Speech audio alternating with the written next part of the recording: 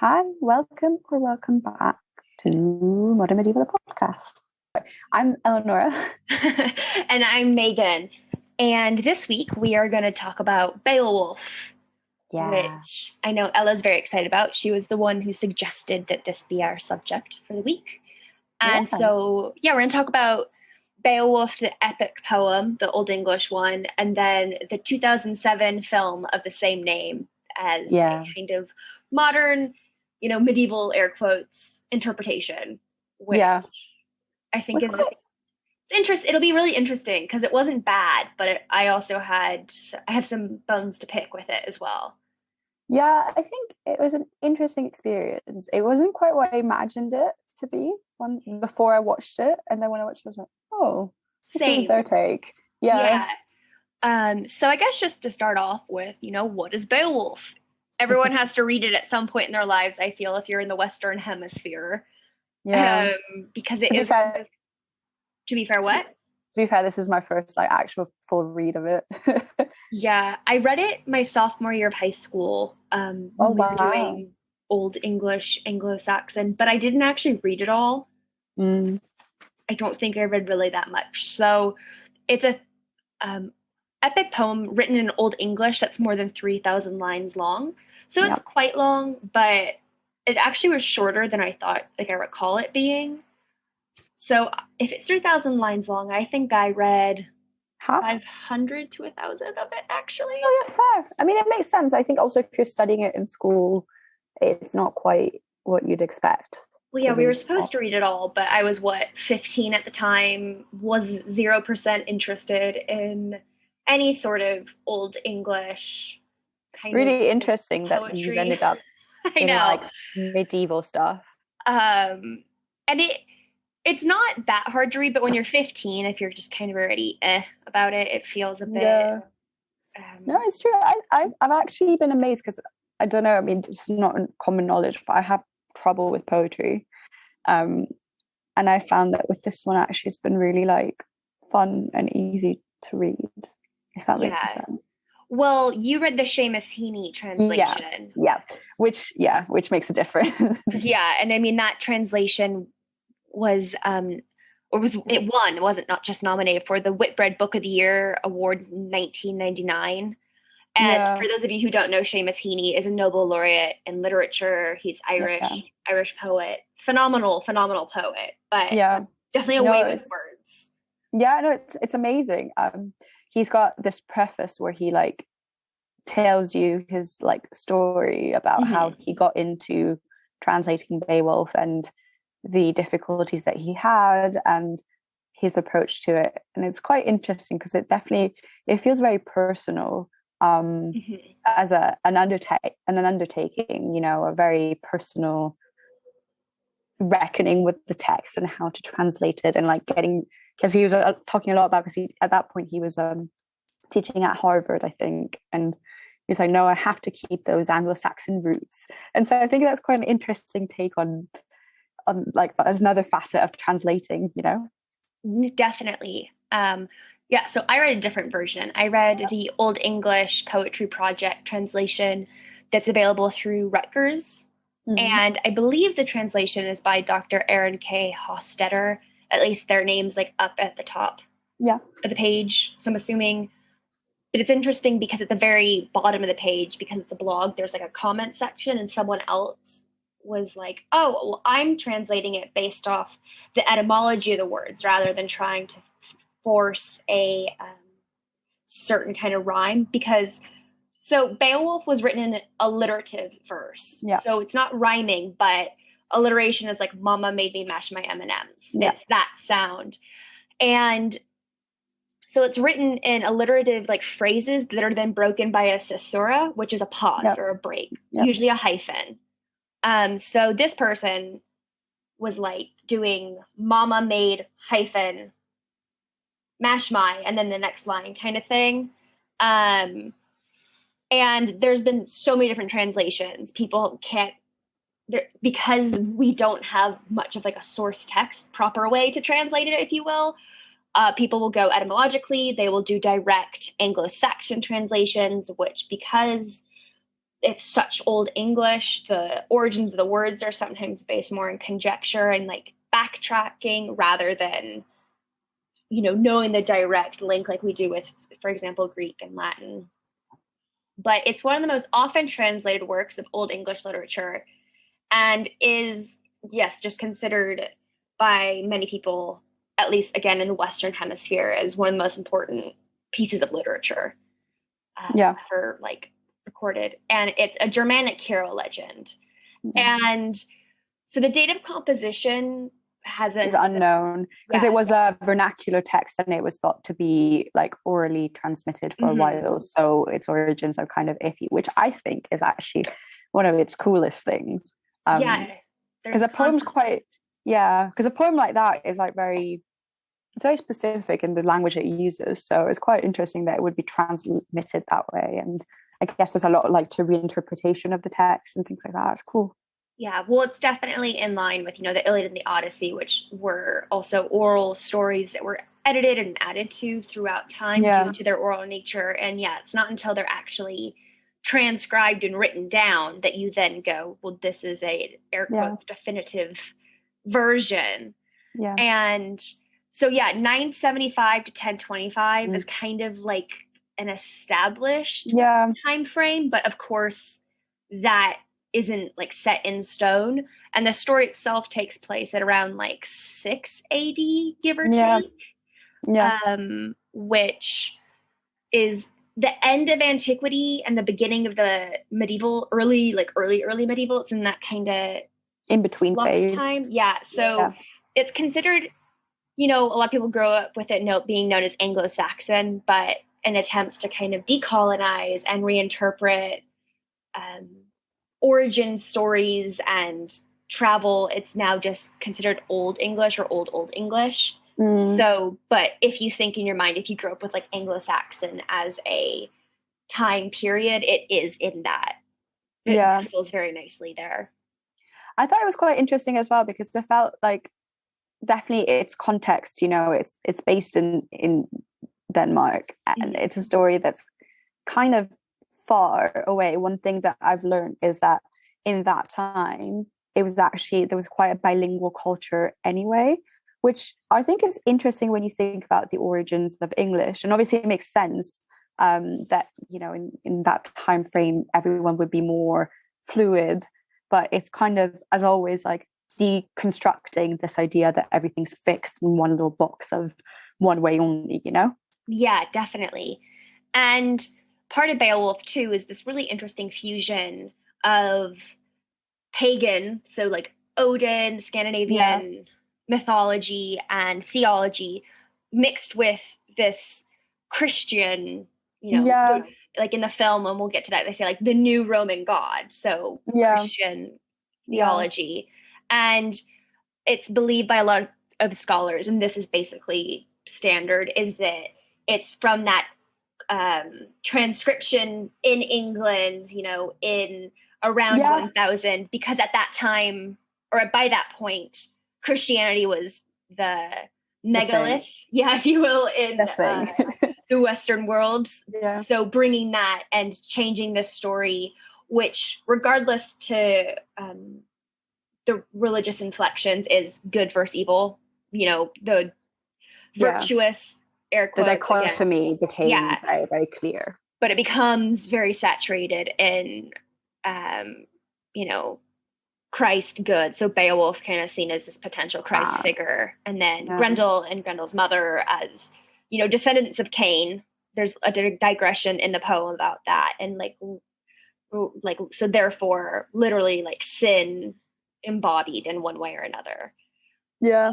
Which is really interesting. Because I was listening to a podcast by academics on In Our Time, and they were saying that they think that this over Christianization wasn't part of the story in any way, and so that was part of like the rewriting of it. Yeah, exactly. Starting off, Denmark, think of Hamlet, that area. Then we've got Sweden, and they also had like Finland, so those Scandinavian finger countries. And there have been, archaeological excavations in regard to trying to find the historic aspects of this, because the epic, like most epics, is a mixture of mythology, lore, and then actual like historic tidbits here and there. And that's part of Beowulf's continuing kind of charm or spell, is that there are historic bits of fiction, legend, and history. So although Beowulf himself is never mentioned in any other early English manuscripts, many of the other figures named in Beowulf appear in Scandinavian sources of the time. So like, and apologies if I get the pronunciations wrong. I won't know, so. Halfdane, Hrothgar, Holga, Hrolfulf, Edgils, and Othter, but then also the clans that are mentioned throughout the poem. So the Skildings, the Skilfings, and the Wolfings. And then also just certain events mentioned in it as well. So the battle between Edgils and Onela. And so that's just, I think, fascinating. And it makes me understand much more why people like love this poem and get so invested in it. So for example, Ella was so patient with me because I was reading half the poem last night and then I read the other half this morning. And there's a particular phrase, it's fa floor. So F-A-H and then F-L-O-R in the Old English, but the way we spell floor now, that when I was doing my undergraduate honors dissertation at UC Berkeley, the cohort I was in, my friend, Olivia Graves, did her undergraduate dissertation on Beowulf and its historic, archaeological, and literary kind of fusions on this phrase. So I'm on her little blurb page for the, alumni of the fellowship we were all in. And so I'm just going to read it just briefly. It's not very long since I couldn't find the word and explain why I think it's interesting. I know I read it too. I was in bed and I went, there it is. And I thought I mental mapped where it was. Yeah, but hopefully like our listeners might read it now and this might be the mission. You might get something really special from us if you find it from Meaghan. I'm going to find it the moment we finish. It's just going to like appear on the page, despite all my Command F searching. Bless you. So yeah, Olivia's project was, this is the title, at least on the website, Decoding the Fa Floor, Archaeological Discovery and the Demystification of a Lost Metaphor in Beowulf. And so her project, this is the blurb she had. The dating and provenance of the Old English epic Beowulf have been topics of wide scholarly debate for the past 200 years. Combining literary and archaeological research techniques constitutes one way of approaching this inquiry. Based on close readings, there is some evidence to suggest that the poet refers to a tessellated, mosaic, floor left over from Roman Britain and one of the most compelling scenes. If shown to be plausible, this notion could move the dating of Beowulf back closer to the Roman era. And then as part of her project, Olivia traveled to Oxford because there was a archaeological historian doing an excavation. And Olivia participated in that excavation to investigate this piece of mosaic floor that was discovered, as well as using like the Bodleian, because big library, Beowulf, Old English, just, the center hub. But so the reason why this is interesting is because the word fa has multiple meanings. So if I recall correctly, a lot of translators translate the word fa as like blood stained, so this deep red. But Olivia was arguing that fa could also mean just a deep red color. So like a burgundy or something, and the tessellated floor that was discovered in the excavation was this color. And as we were just saying, there's inspiration and addition by the early English scribe who was writing this down.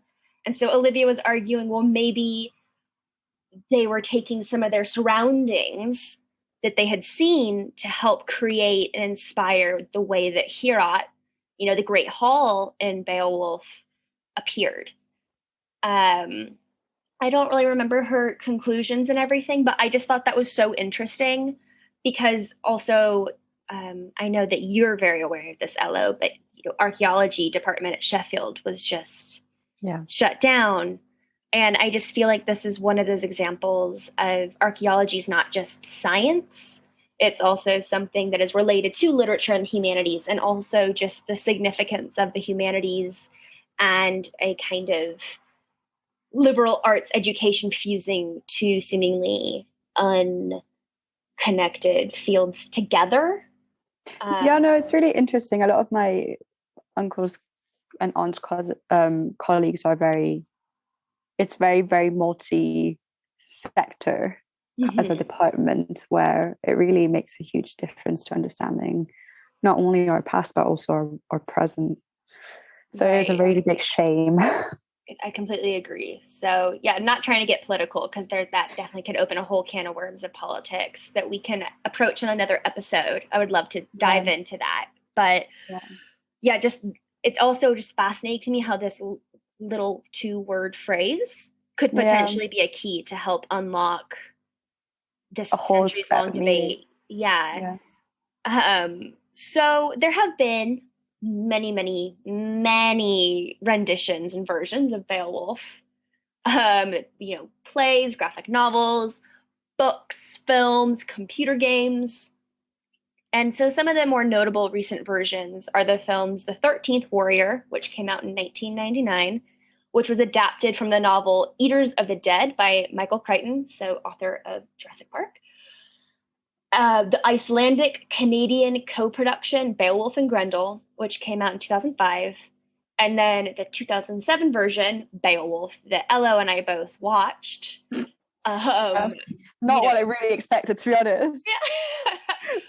So I was a bit shocked. why don't we do first impressions? Elo, you go first. Okay, so bear in mind, like, we discussed that we were going to watch like Beowulf the film, and like I've forgotten which one we were watching. So I was like, surely, like, knowing Meaghan, it'll probably be like the most recent version. So I went for the most recent version, and I was looking at it on like different streaming platforms to figure out how to watch it. And I saw like all the other ones. I was like, oh, this sounds quite interesting. Blah blah blah. Get onto it, and it's like this kind of like cartoonish version. I was just so confused. I was like, wait, is this animated? Is this not?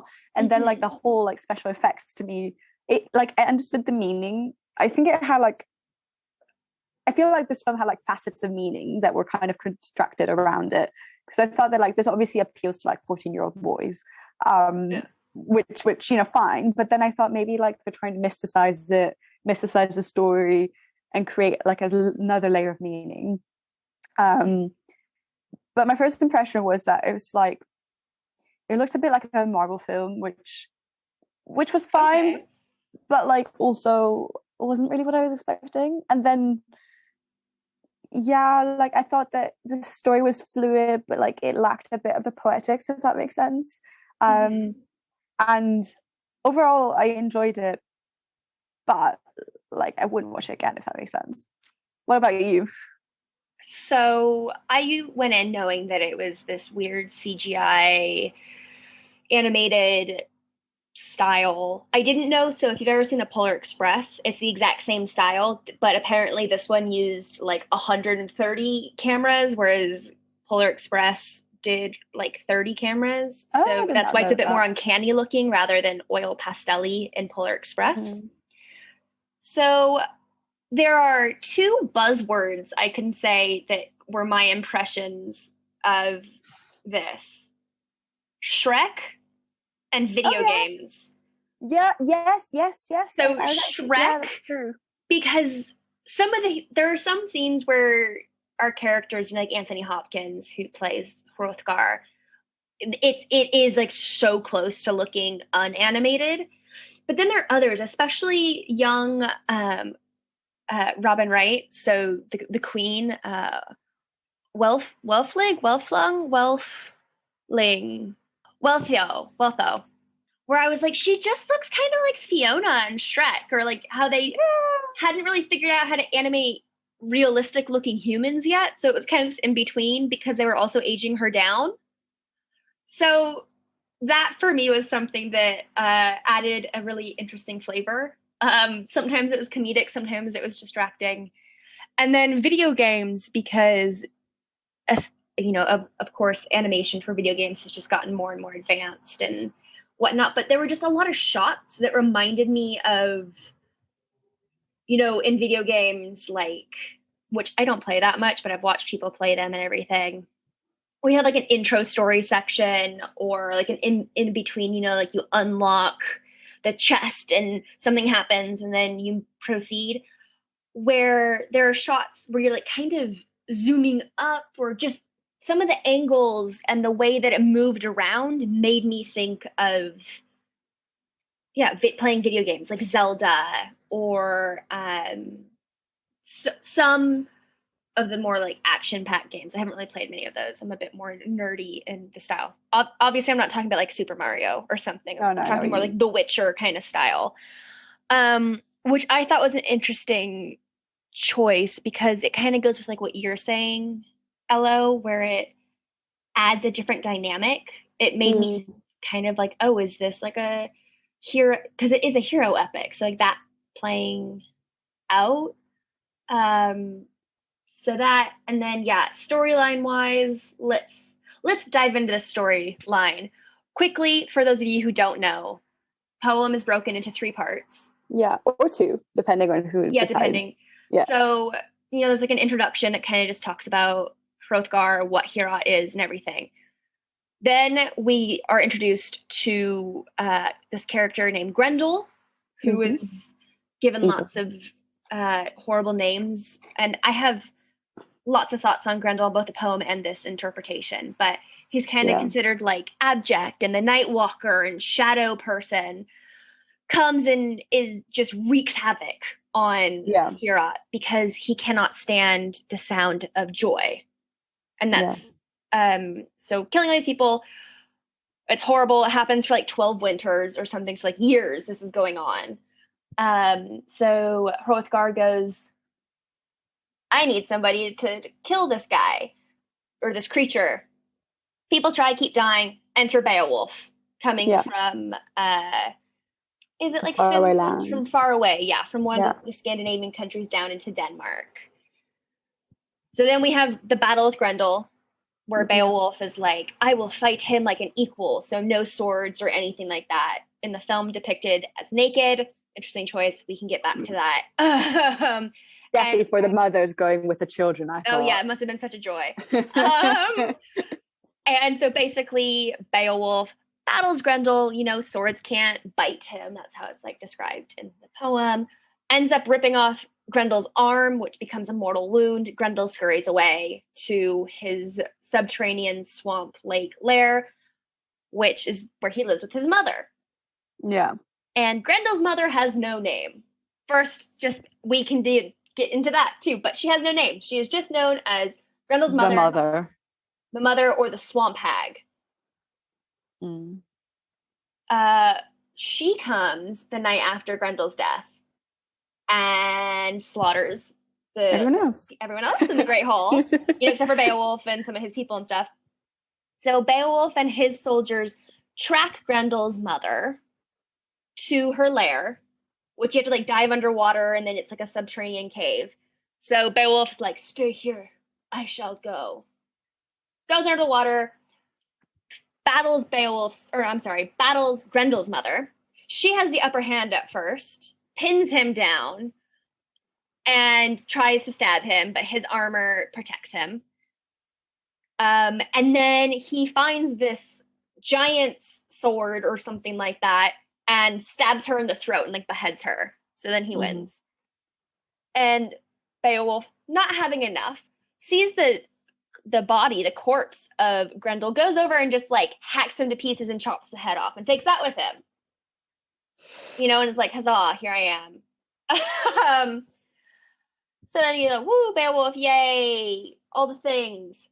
And then the last battle, if you will, the last kind of like section that is 50 years later, and it's an old Beowulf. Someone steals a cup. So in the epic, Beowulf goes back to his homeland. his home place, whereas in the film he stays Yeah. at Heorot. So interesting choice, but that's also because of where they go narrative influence wise.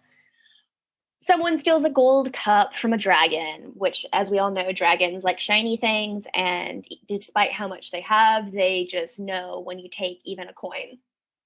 And dragon comes, wreaks havoc, as dragons do.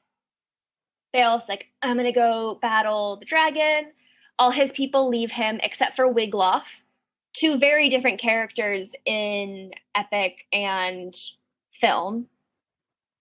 Beowulf defeats the dragon, but has a mortal wound, dies a hero's death, and then, the very end of the epic is like an ode to great heroes, and then it's over. Yeah. And then you've read 3,100 lines of epic English poetry.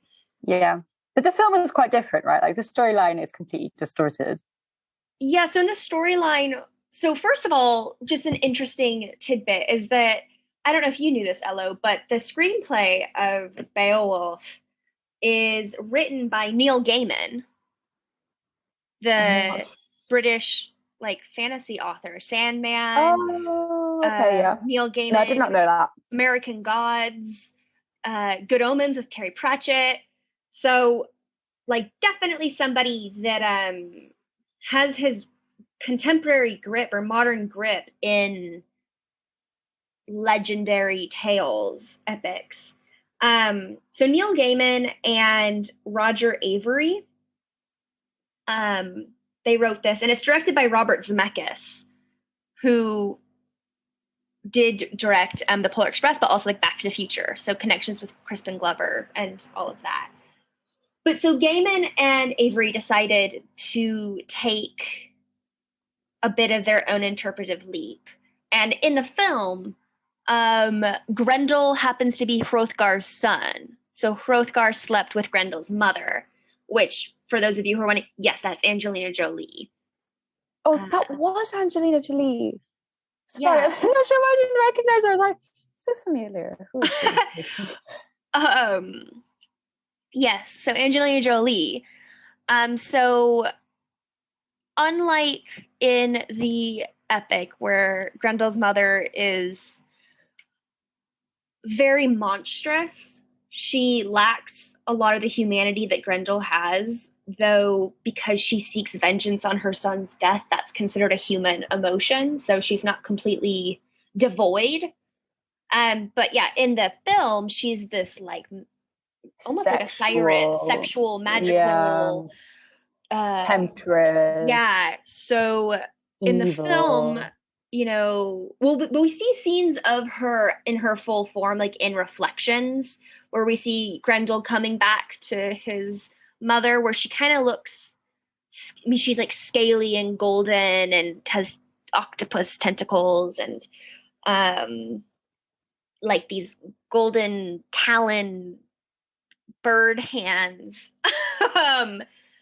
But she can transform herself into Angelina Jolie, just bedecked in gold with a magical tail ponytail that wriggles around. And so she's able to bring fortune to those that she chooses to sleep with. So one assumes that Hrothgar was such a successful warrior because he made a deal with Grendel's mother. Yeah.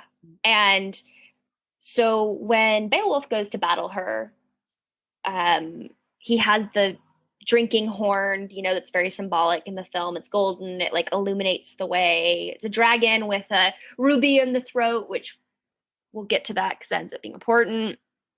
And she is able to completely melt the sword that Beowulf has to kill her, but not after phallically stroking it and just being very seductive and bizarre.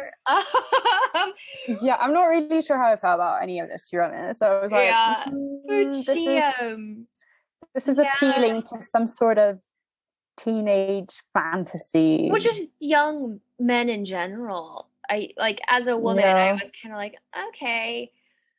This again. Yeah, so she makes a deal with Beowulf in exchange for that cut, because she is like a dragon and she hoards goods, especially gold. Like her entire cavern is mosaicked with it. And she says, if you give me this, I will give you what you desire, which is the kingdom or whatever of Heorot and Heorot's wife, Wealhtheow, which they add that whole dynamic, and we'll get to that in a moment too. So kind of felt like had a bit of an Oedipus undertone to it now. Yeah, I think they were making this in a weird way epic in that regard. So yeah, Beowulf does not kill her, and that bites him in the ass, because then he gets what he wants. So Hrothgar knows, he discovers that Beowulf did not kill Grendel's mother. Yeah.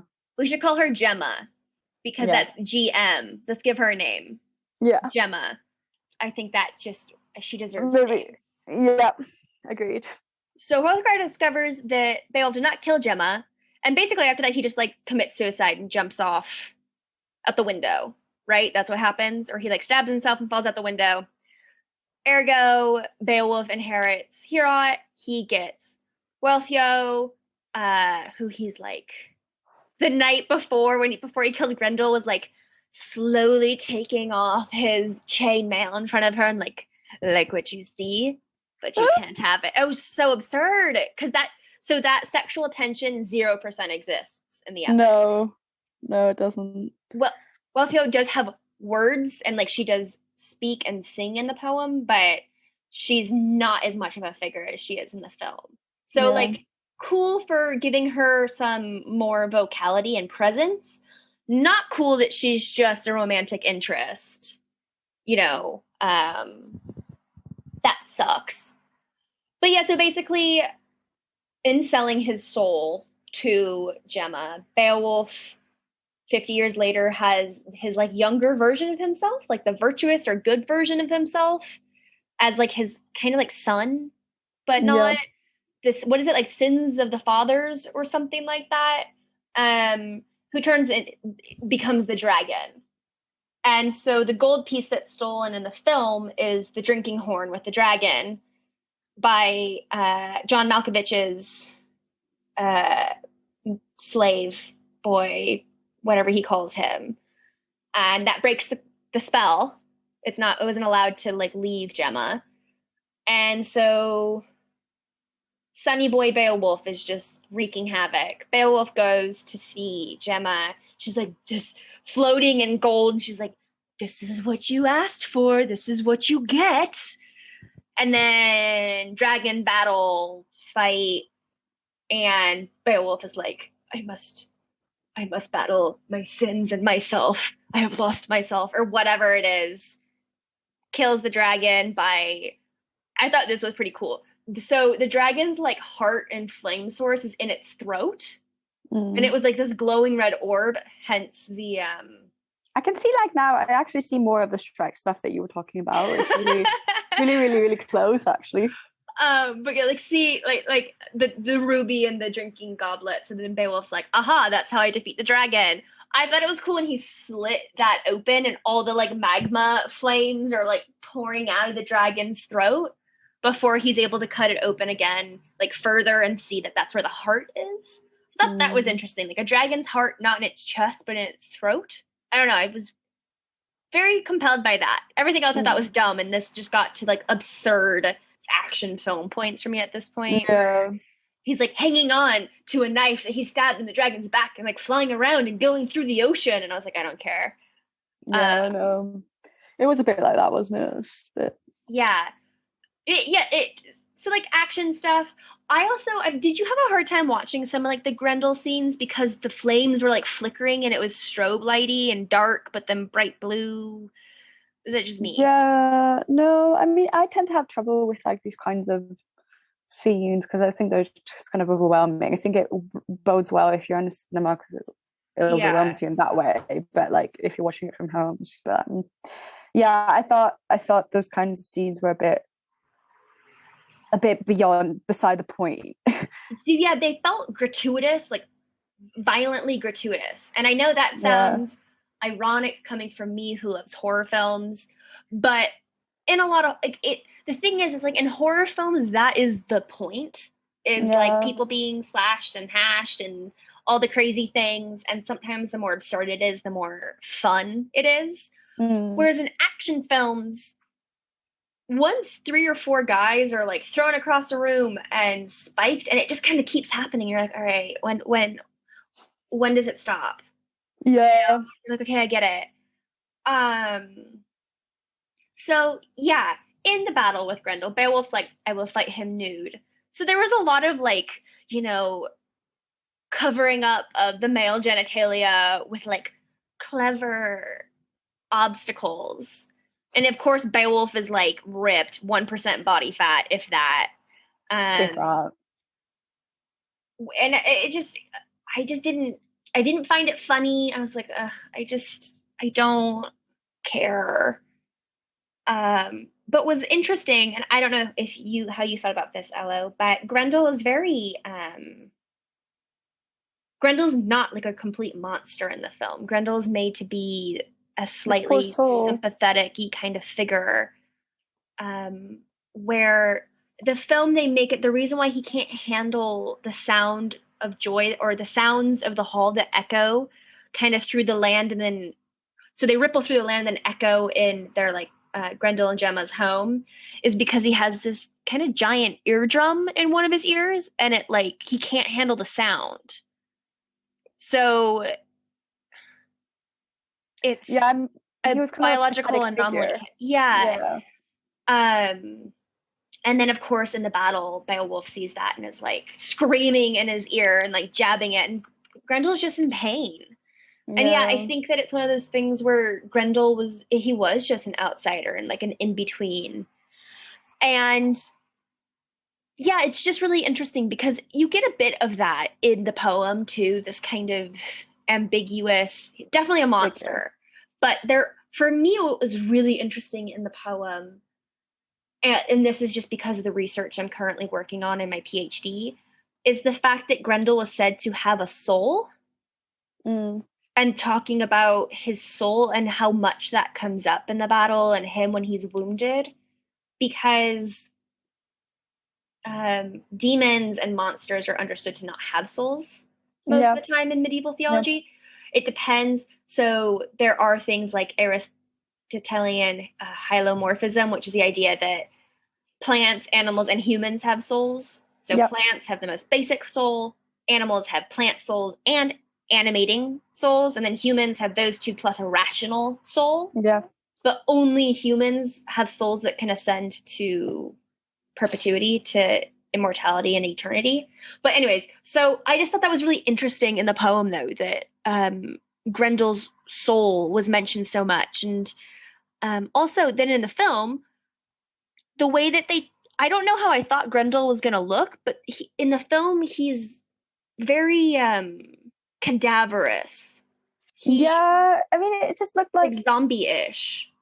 I thought like there was quite a lot of it that just was very cinematic, but like lacked story. I feel like there were ways that they could have made that storyline. I also didn't like the fact that, to be honest, one thing that really annoyed me was that like Gemma was a monster and then she was naked, and I was just like, why? Why do we need to have that in the film? Yeah, the film was really into a lot of like the maids had like really, really low cut dresses with huge boobs, and Gemma is naked but coated in gold, and then of course Angelina Jolie, who's fucking hot. Like I get it, but you also don't need her to be naked to be turned on. Like, no, exactly. You don't need to have her perky boobs like staring at you. And just like the film fell a lot into the trope of, oh, this is medieval, this is early English, late antiquity. The men are brutes. The men are gonna laugh about women and make sex jokes and hyper masculinity. And Yeah. there was just so much of that. And like, I felt Beowulf, even old Beowulf, and I know part of it's because he like lost his soul or whatever to Gemma, but he got this woman he loves, Wealtho, right, in the film. But then he's still sleeping with maidens on the side and stuff. And it was just, I don't know, just lots of the only character I truly liked aside from Wealtho, even though I was upset by the fact that she fell for Beowulf and not necessary, just like having sex in the dig. But is Wiglaf, who is Beowulf's companion in the film, played by the guy that plays Mad Eye Moody.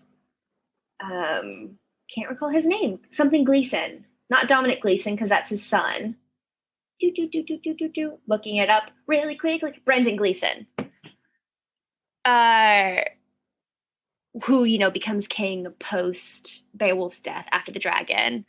Whereas in the epic, he's just a very young hero.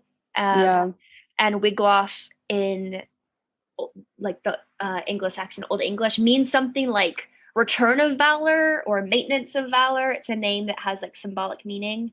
Just like Beowulf is called what's a kinning. It's a combination of words, but also, so it's Beowulf or Beowulf, which means bear. So it's like, that's why Beowulf has the bear imprint on him and stuff like that, is because of that. Yeah, and then just like the ending where Gemma reappears on Beowulf's funeral pyre and is like floating and her tits are like stroking his chest. And it's like, And then it flames and then she like stares at Wolflag, and it's like they just make long eye contact. And I just wish he would have walked away. I would have felt so much more satisfied if Wiglaf would have just walked away. Yeah. But it just kind of freezes and he turns golden. So I'm assuming that like it fades into this golden color. So does that mean that he fell for it? Because I think so. Gold is her color. Yeah, I think so. That just tracked for me in my brain. Oh, cool. So yeah, it's just interesting, I guess, as you said in the very beginning, Elo, that the way that they told the story in this is not just a series of monstrous battles.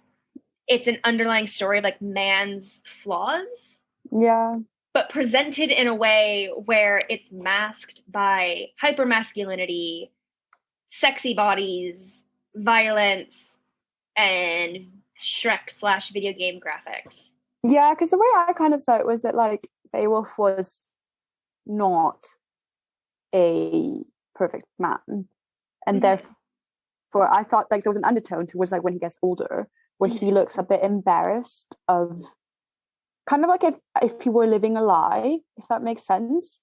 Yes. And you know, as you were saying yourself, like there's a lot of sin and he's still like very imperfect, and I kind of saw him sleeping around as like a symptom of like this lie that he's kind of living. And then, you know, there's this very like simplistic, oh, but my true love is my wife who you've ignored for the whole thing. Yeah, you won her and then tossed her aside. Yeah. And just overall, like, I thought that the point wasn't well made. Like, you know, because everything else is too distracting. Exactly. For it to be a well-made point. I think it was too buried. I appreciated that attempt. Yeah. And you have like the scene where he and baby Beowulf soul dragon gold self, he's like looking at his own reflection. They like reach their hands out to one another, and I was like, this entire film, it's like too late. Now you do something that is like very stereotypically meaningful after a 5-minute dragon battle. I don't Yeah, I guess they were trying to stay like in the moral side of things. Well, I think it was just too late. I didn't hate it. One last thing for me that was really frustrating was, so you have this actor, Anthony Hopkins, who's phenomenal. And they just butcher Hrothgar, the character, and make him this like feeble, drunk old man. Whereas in the poem, he's like a very well-respected, wise figure. king and figure. I mean, he's wise in the film, but he's also like bumbling around where you don't get that in the poem. And yeah, and also I thought there was quite a lot of like weird tension between him and the then wife, Beowulf's wife. it's like, yeah, she's too young and like She doesn't want to bear his children, and it's because a bit weird. yeah, they say it's because he told her that he slept with Gemma and everything. But also they make things about, oh, he's too old to get it up. So yeah, I was disappointed that they made that character kind of weak and significantly more flawed. I think they were trying to make it so Beowulf stood out more. But I think it would have been more of a testament to Beowulf had Hrothgar been the character he was in the epic. Agreed. And Anthony Hopkins can obviously do that because I mean, he was still great in the character he was. But I was like, ugh. Yeah, it kind of, going back to our very first episode, it's kind of taking the story as a pretext and then doing whatever you want with it and like running with X, Y, and Z. Yeah. But despite all its flaws, like I enjoyed it. I've definitely watched worse things. I just felt let down more than anything. And it was just really fascinating because it came out in 2007. And now, and just how I felt like some of the aspects I would hope wouldn't fly, like the hypermasculinity and eroticization of the women to the extent that it was. But I don't know, because they're like, oh, well, it's an old epic, therefore we can do this. And I just, as we've mentioned throughout many, many of our episodes, let's stop doing that because it's not always true, and it does disservice to. Yeah, because then I think if like a young reader would go to try and read the epic, say if like that was the standpoint from which you start reading it, I think you'd be really, really let down, and you might, especially if you're young, you might just be like, nah, shit. Where's all the sex, man? Yeah, exactly. Where's all the boobs? Yeah, I want boobs. I don't want these long story digressions about other battles that happen that have nothing to do with the story. Or, so Lord of the Rings, J.R.R. Tolkien was very inspired by this. He wrote an article about translating Beowulf. It's fascinating.